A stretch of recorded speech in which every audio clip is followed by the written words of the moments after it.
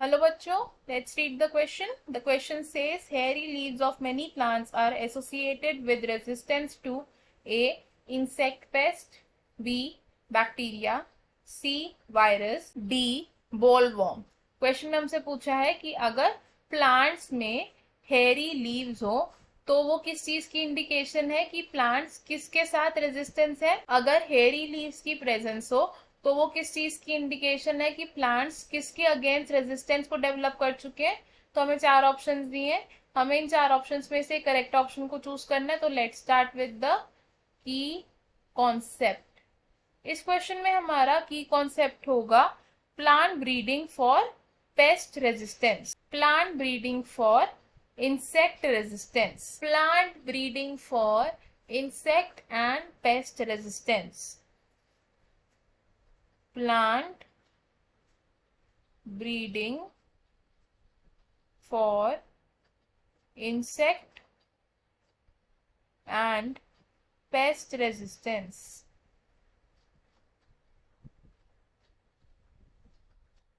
Plant breeding क्या होता है?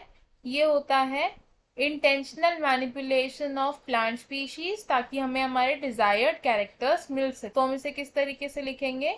Intentional manipulation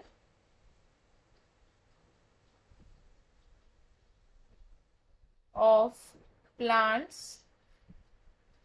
to have desired characters। अब प्लांट ब्रीडिंग को हम यूज कर सकते हैं हमारे प्लांट्स में इंसेक्ट एंड पेस्ट से रेजिस्टेंस को डेवलप करने के लिए। अब प्लांट ब्रीडिंग को हम यूज कर सकते हैं for the development of insect and paste resistance. ये क्यों हमें रिक्वायरमेंट है? क्योंकि अगर इंसेक्ट या पेस्ट से इन्फेस्टेशन हो जाए हमारे प्लांट्स की तो उससे क्या होता है? Large scale destruction of crop होती है। तो हम लिख सकते हैं infestation causes large scale destruction of crops। अब प्लांट में कुछ ऐसी मॉर्फोलॉजिकल कैरेक्टरिस्टिक्स होती हैं जो क्या इंडिकेट करती हैं कि उस प्लांट में इंसेक्ट और पेस्ट के अगेंस्ट रेजिस्टेंस डेवलप्ड है। मॉर्फोलॉजिकल कैरेक्टर्स, ये मॉर्फोलॉजिकल कैरेक्टर्स कैसे हो सकते हैं? जैसे कि presence of hair on the leaves, presence of small hairs on leaves.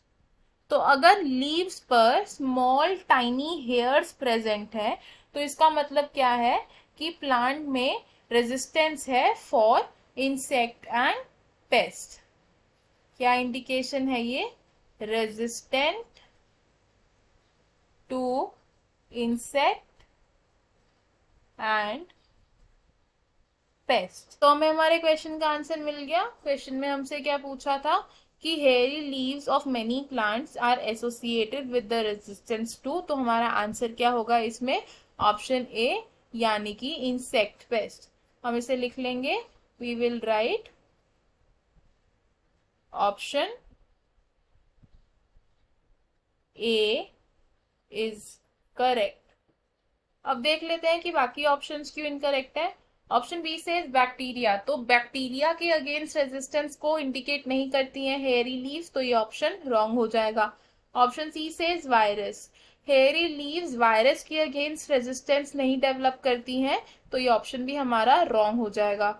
Option D से बोलवर्म, तो हेयरी लीव्स बोलवर्म के अगेंस्ट रेजिस्टेंस को इंडिकेट नहीं करती, जिस वजह से ये ऑप्शन भी हमारा रॉन्ग हो जाएगा। तो हमारा फाइनल और करेक्ट आंसर क्या होगा इसमें? ऑप्शन ए, यानी कि insect pest. I hope you understood it well. All the best, thank you.